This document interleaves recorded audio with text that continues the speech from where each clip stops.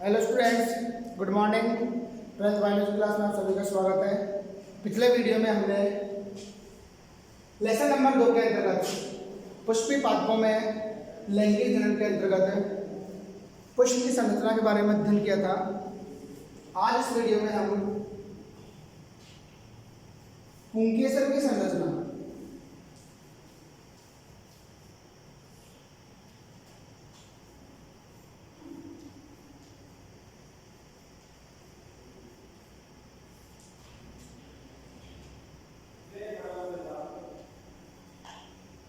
तो next topic है बेटा पुंकेसर की संरचना। कल के वीडियो में हमने देखा कि पुष्प की संरचना के अंतर्गत कि पुष्प की संरचना में 4 भाग थे। बाह्य दलपुंज,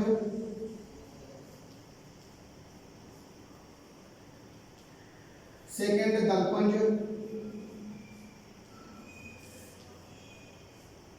थर्ड पुमंग और फोर्थ था जयंग, जिसमें से बाह्य दलपुंज और दलपुंज ये तो सहायक चक्र थे, होते हैं सहायक चक्र, और ये दोनों पुष्प के अनिवार्य चक्र होते हैं, जिनमें नर व मादा जननांग पाए जाते हैं। तो पुमंग के अंतर्गत तो नरजननांग और जयांग के अंतर्गत मादा जननांग। यहां हम देखते हैं पुंकेसर की संरचना, अर्थात पुमंग के प्रत्येक सदस्य को कल हमने पुंकेसर बताया था कि पुमंग का प्रत्येक सदस्य अर्थात इसकी इकाई पुंकेसर कहलाती है।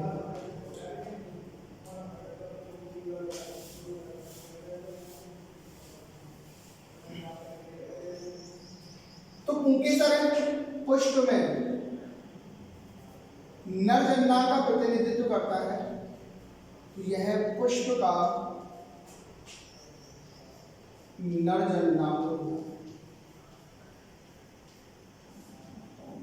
इस पुंकेसर को लघु बीजाणुकर्ण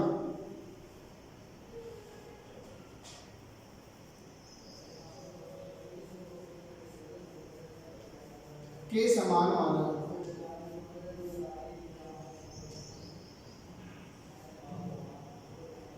इसकी संरचना को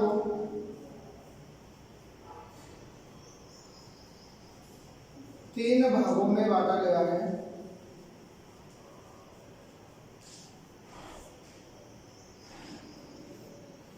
उतंतु,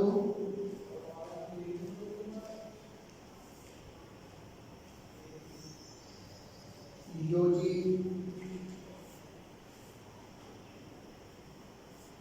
और परागकोश।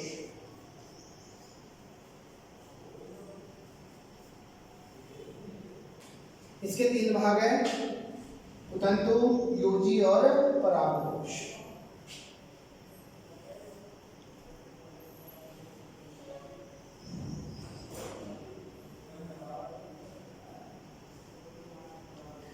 उतंतु,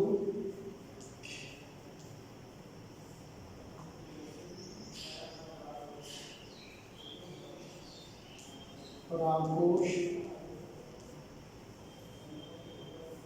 और कनेक्टेंस यानी कि योजी।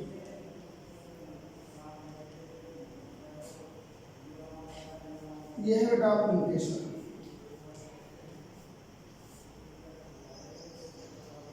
देखिएगा पुंकेसर की जो संरचना है इसको 3 भागों में बांटा गया, पुतंतु, योजी और परागकोश।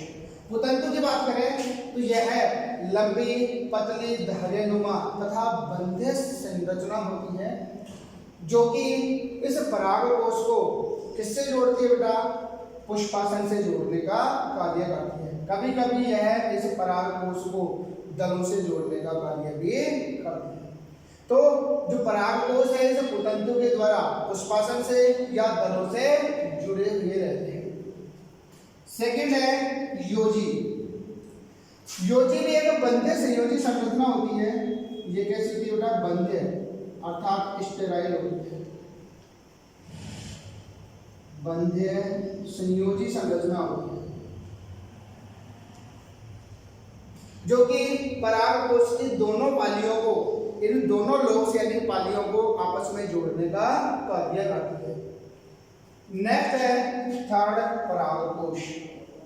ये जो भाग में दिखाई दे रहा है ये पूरा भाग ऊपर मुग्धाकार, तो यह मुग्धाकार भाग क्या कहलाता है? परागकोश कहलाता है। तो यह परागकोश पुंकेसर का जननक्षम व मुख्य भाग होता है।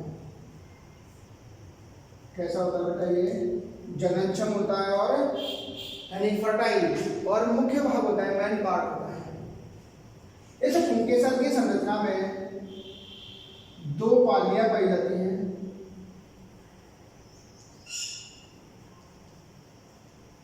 कितनी पालियां होती हैं? दो पालियां, ये टू लोब्स होती है, जिन्हें पराग पालियां कहते हैं।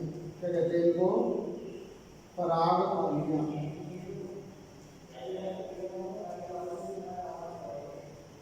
यदि हम इसकी अनुप्रस्थ काट देखें, क्या काटे? यदि परागकोश की अनुप्रस्थ काट काटे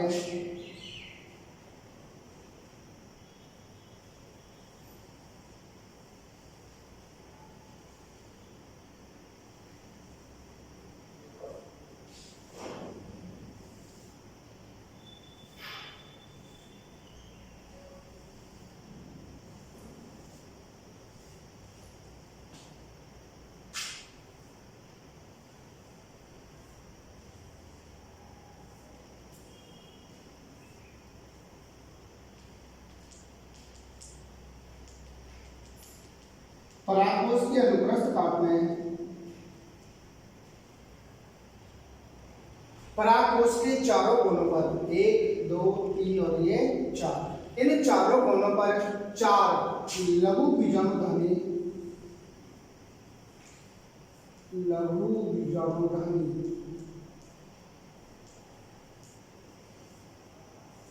या इन्हें कहते हैं परागपुट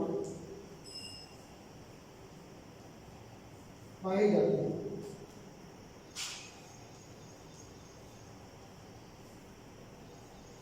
इन लघु बीजाणुधानियों में लघु बीजाणु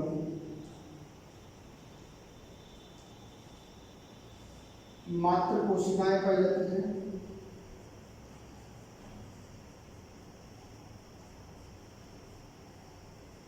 जो कि कैसी होती है बेटा? 2n होती है। इन लघु बीजाणु मात्र कोशिकाओं में होता है अर्धसूत्री विभाजन। अर्धसूत्री विभाजन के द्वारा अगुणित लघु बीजाणु या परागकण बनते हैं।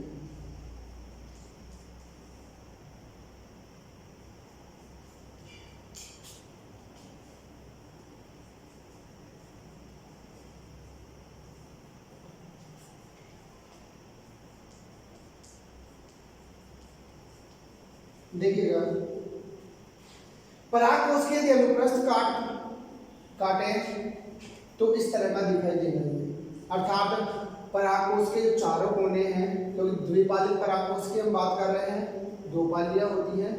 इस द्विपालिक, एक पाली ये और एक पाली ये, जो प्रत्येक पाली है, इस प्रत्येक पाली में दो लघु बीजाणुधानियां पाई जाती हैं। इस प्रकार एक प्रारूपिक परागकोश के चारों कोनों पर 4 लघु बीजाणुधानी या परागपुट या पोलन सैक पाए जाते हैं। इन लघु बीजाणुधानियों में अनेकों द्विगुणित कोशिकाएं बनी हुई होती हैं, जिन्हें लघु बीजाणु मात्र कोशिकाएं कहते हैं। इन लघु बीजाणु मात्र कोशिकाओं में आगे अर्धसूत्री विभाजन होता है। अर्धसूत्री विभाजन के द्वारा अगुणित लघु बीजाणु या परागकणों का निर्माण होता है। नेक्स्ट देखिए बेटा,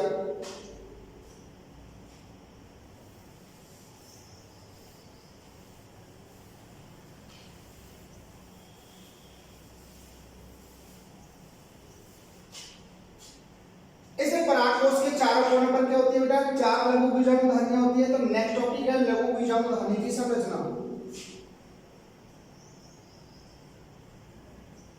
लघु बीजाणुधानी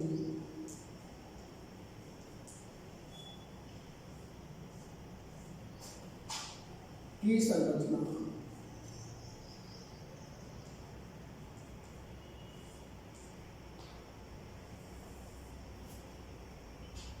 अब हम इसकी बात करते हैं।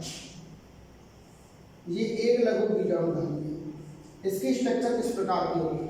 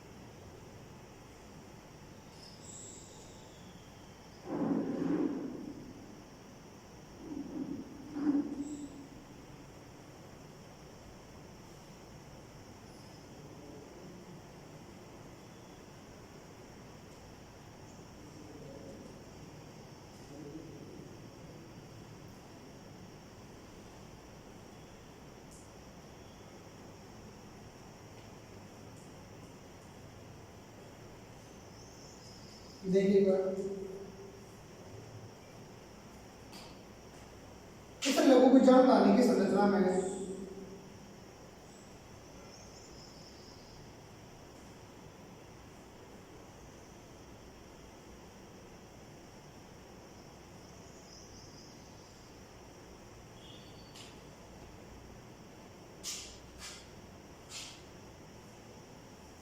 लघु बीजाणुधानी की संरचना को दो भागों में बांट सकते हैं। कैपिटल ए लघु बीजाणुधानी की भित्ति, लघु बीजाणुधानी भित्ति, या इसको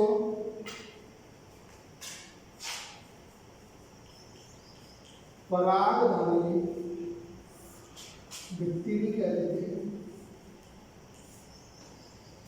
और सेकंड है बीजाणुजन तंत्र, बीजाणुजन ऊतक। Sporogenous tissue. इसमें सबसे बाहर की ओर होती है एपिडर्मिस या बाह्य त्वचा,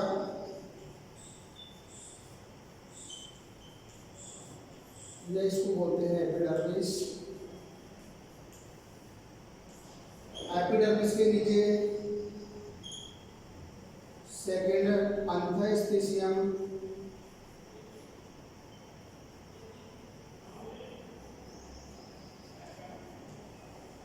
ये इसको बोलते हैं एंडोथीशियम।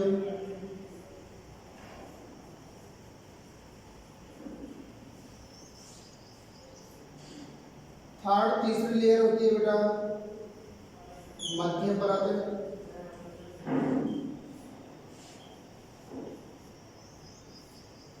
और चौथी लेयर टेपिटम,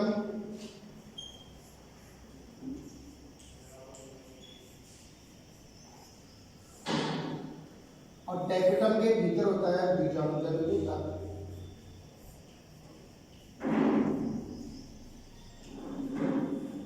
बीजाणुजन्य ऊतक, और बीजाणुजन्य ऊतक की कोशिकाएं आगे चलकर लघु बीजाणु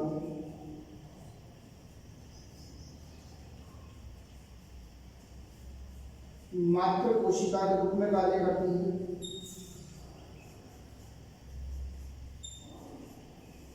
और इन लघु बीजाणु मात्र कोशिकाओं में आगे अर्धसूत्री विभाजन होता है, और अर्धसूत्री विभाजन के द्वारा अगुणित लघु बीजाणु या परागकण बनते हैं।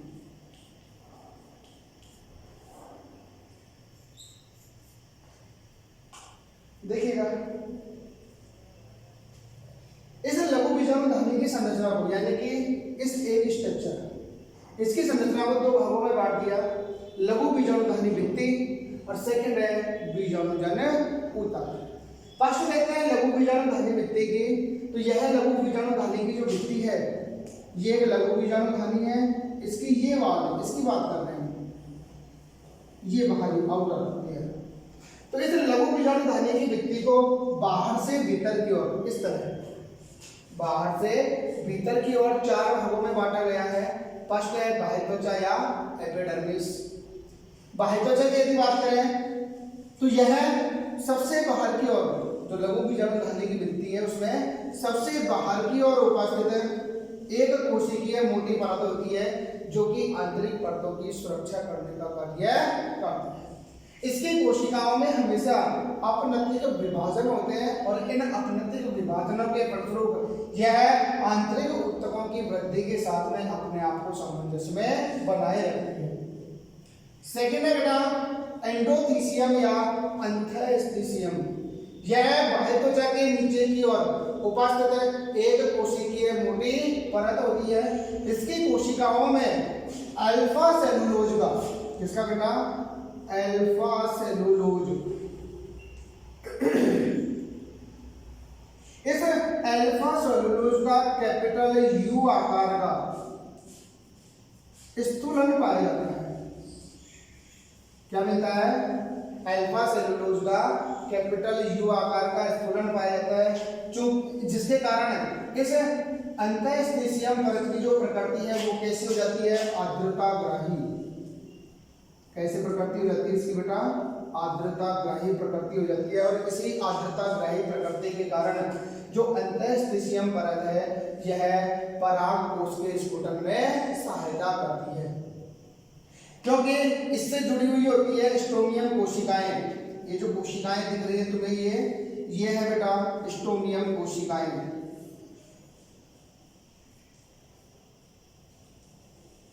स्ट्रोमियम कोशिकाएं, क्योंकि जब परागकोश परिपक्व हो जाते हैं तो उस समय जो अंतःस्थिसियम की जो कोशिकाएं हैं इनमें खिंचाव उत्पन्न होता है, और इनमें खिंचाव उत्पन्न होने के कारण जो स्ट्रोमियम की कोशिकाएं हैं उन पर दबाव पड़ता है, जिसके फलस्वरूप ये भी इस दिशा में खिंचती हैं। जैसे ही स्ट्रोमियम की कोशिकाएं इस दिशा में खिंचेंगी, अर्थात इन पर दबाव पड़ेगा, तो जिसके फलस्वरूप जो परागकोश है वो फट जाते हैं, अर्थात स्ट्रोमियम की कोशिकाएं यहाँ से हट जाती है, जिसके फलस्वरूप परागकोश का स्फुटन हो जाता है।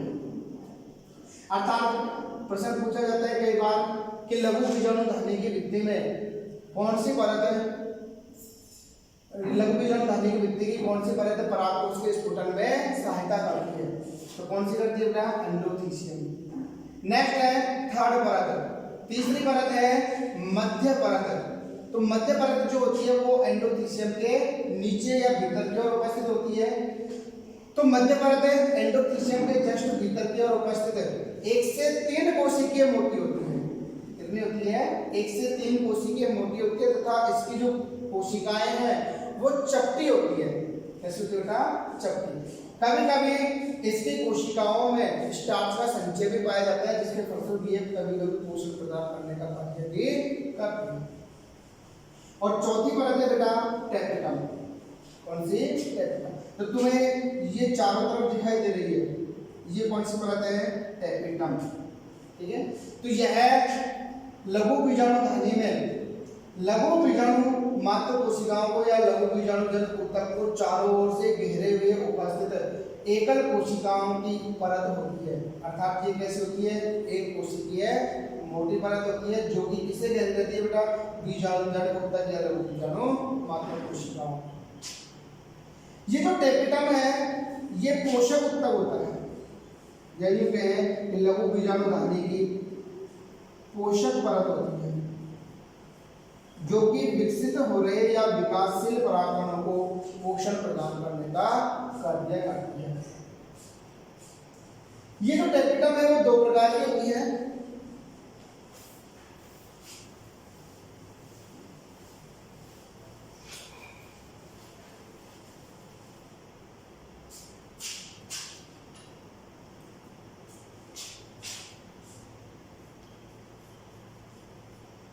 टेपिटम के प्रकार,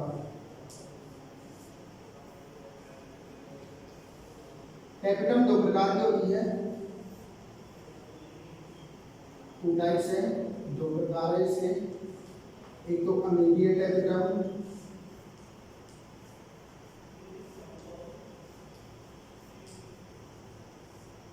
और सेकेंड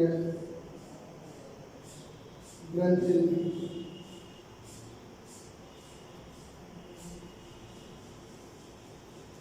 या स्त्रावी टेपिटम।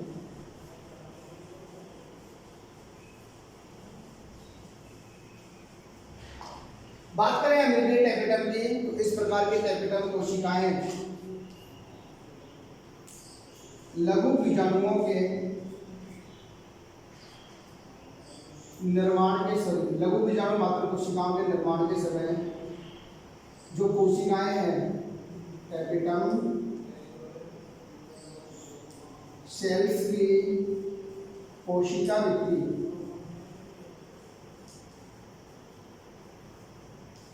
नष्ट हो जाती है। तो अमीबीय प्रकार की जो टेपिटम है इसकी कोशिकाओं की कोशिका वृद्धि नष्ट हो जाती है शीघ्र ही, जिसके फलस्वरूप टेपिटम कोशिकाओं का जो कोशिका द्रव्य है, ठीक है, वो इस लघु बीजाणु धानी की गुहा में पहुंचकर, इस लघु बीजाणु धानी की गुहा में पहुंचकर जो लघु बीजाणु मात्र कोशिकाएं हैं, इन लघु बीजाणु मात्र कोशिकाओं के साथ कैसा हो जाता है, मिश्रित हो जाता है।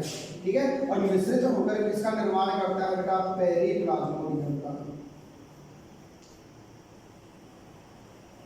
इसका निर्माण करता है, पेरिप्लाज्मोडियम का निर्माण करता है। अर्थात अमीबीय टेपिटम अस्थायी प्रकार की टेपिटम होती है, जो कि शीघ्र ही नष्ट हो जाती है। लेकिन बात करें ग्रंथिल टेपिटम, तो इस प्रकार के टेपिटम स्थायी प्रकार की होती है, इसीलिए कई बार यह लघु बीजाणु मात्र कोशिकाओं में विभाजन के पश्चात जब लघु बीजाणु बन जाते हैं उस समय भी दिखाई देती है। सामान्यतया जब लघु बीजाणु या परागकणों का निर्माण हो जाता है लघु बीजाणु धानी में, उसके पश्चात टेपिटम नष्ट हो जाती है। तो इस प्रकार की जो टेपिटम है इसकी कोशिका वृद्धि नष्ट नहीं होती है, कोशिका वृद्धि नष्ट नहीं होती है। इन टेपिटम कोशिकाओं के द्वारा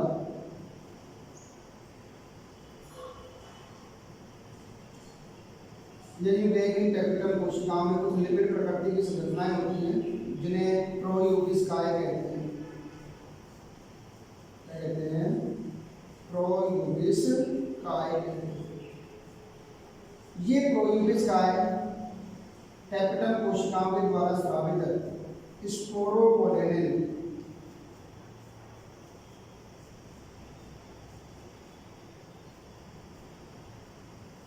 आवरण के द्वारा आवृत होकर यूबिस्काय बना लेती है। क्या बनाती है का? यूबिस्काय। इसके पश्चात में जो यूबिस्काय है, ये यूबिस्काय परागकणों के चारों ओर एकत्रित होकर परागकण की बाह्य चोल का निर्माण करते हैं। क्या बनाते हैं? परागकण की बाह्य चोल बनाते हैं। इसीलिए परागकण की जो बाह्य चोल है वो किसकी बनी होती है? स्पोरोपोलेनिन नामक पदार्थ की बनी होती है। और स्पोरोपोलेनिन प्रकृति में पाया जाने वाला एक ऐसा पदार्थ है जिसका भौतिक व रासायनिक अपघटन नहीं होता है। इसीलिए जो परागकण है वो जीवाश्म रूप में भी पाए जाते हैं। अब देखिएगा बेटा, टेपिटम के यदि हम कार्यों की बात करें, टेपिटम के कार्य, तो पहली बात टेपिटम जो है वो एक पोषक परत होती है। कैसी होती है बेटा? पोषक परत, जो कि विकसित हो रहे लघु बीजाणु या परागकणों को पोषण प्रदान करने का कार्य करती है। जो टेपिटम है, इस टेपिटम कोशिकाओं से स्रावित स्पोरोपोलेनिन नामक पदार्थ परागकणों की बाह्य चोल का निर्माण करता है। इसके अतिरिक्त टेपिटम कोशिकाओं से एक एंजाइम स्रावित होता है जिसे कैलेज कहते हैं। टेपिटम कोशिकाओं से कैलेज नामक एंजाइम स्रावित होता है। यह एंजाइम लघु बीजाणु, जो लघु बीजाणु चतुष्क है उसमें चारों लघु बीजाणुओं के मध्य उपस्थित कैलोज नामक पदार्थ जिसके द्वारा आपस में जुड़े रहते हैं, इन लघु बीजाणु चतुष्क में चारों लघु बीजाणुओं के मध्य उपस्थित जो कैलोज पदार्थ है, इस कैलोज पदार्थ के विघटन का कार्य करते हैं। क्या करते हैं? इसको विघटित कर देता है। कौन? कैलेज। और कैलेज का स्राव होता है टेपिटम कोशिकाओं के द्वारा। तो टेपिटम कोशिकाओं से स्रावित कैलेज इस कैलोज का विघटन करता है, जिसके फलस्वरूप चारों लघु बीजाणु अलग अलग हो जाते हैं। इसके अतिरिक्त जो टेपिटम कोशिकाएं हैं, टेपिटम कोशिकाओं से पोलन किट क्या स्रावित होता है बेटा? पोलन किट नामक पदार्थ स्रावित होता है, जो कि परागकणों के चारों ओर एक तेलीय परत का निर्माण करता है। यह पोलन किट परागकणों में विशिष्ट गंध उत्पन्न करता है तथा परागकणों को विशिष्ट रंग प्रदान करता है। इसके अतिरिक्त यह पोलन किट इन परागकणों की जो अल्ट्रावायलेट रेज है अर्थात पराबैंगनी किरणें हैं, उन पराबैंगनी किरणों से परागकणों की सुरक्षा करने का कार्य भी कौन करता है? Pollen kit. ये थे बेटा टेपिटम कोशिकाओं के कुछ कार्य। अब देखो, तो लघु बीजाणु धानी की विधि हो गई बेटा, जिसमें चार परतें हो गई, बाह्य त्वचा, अंतःस्थिति एवं मध्य परत और टेपिटम। सेकेंड है बीजाणुजन ऊतक। तो देखो टेपिटम कोशिकाओं से, ये टेपिटम कोशिकाएं पूरी, इन टेपिटम कोशिकाओं से घिरा हुआ द्विगुणित कोशिकाओं का समूह, इसकी कोशिकाएं कैसी होती है बेटा? 2n। तो टेपिटम कोशिकाओं से चारों ओर से घिरा हुआ द्विगुणित कोशिकाओं का समूह कहलाता है बीजाणुजन ऊतक। इस ऊतक की कोशिकाओं में आगे विभाजन होता है और विभाजन के द्वारा निर्मित कोशिकाएं लघु बीजाणु मात्र कोशिका के रूप में कार्य करती हैं। तो लघु बीजाणु मात्र कोशिकाएं भी कैसी हो गई? द्विगुणित हो गई। इन लघु बीजाणु मात्र कोशिकाओं में आगे अर्धसूत्री विभाजन और अर्धसूत्री विभाजन के द्वारा अगुणित लघु बीजाणु या परागकणों का निर्माण होगा। इस प्रकार एक लघु बीजाणु मात्र कोशिका से 4 अगुणित लघु बीजाणु या परागकणों का निर्माण हो जाता है।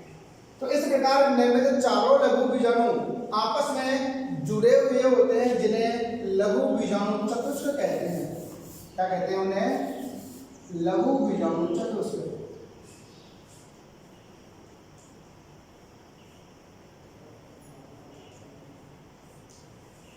लघु बीजाणु चतुष्क में 4 लघु बीजाणु आपस में चतुष्क के रूप में जुड़े हुए होते हैं। किसके द्वारा बेटा? कैलोज नामक पदार्थ के द्वारा। तो ये थी बेटा लघु बीजाणु ध्वनि की संरचना। इस वीडियो में इतना ही। Thank you.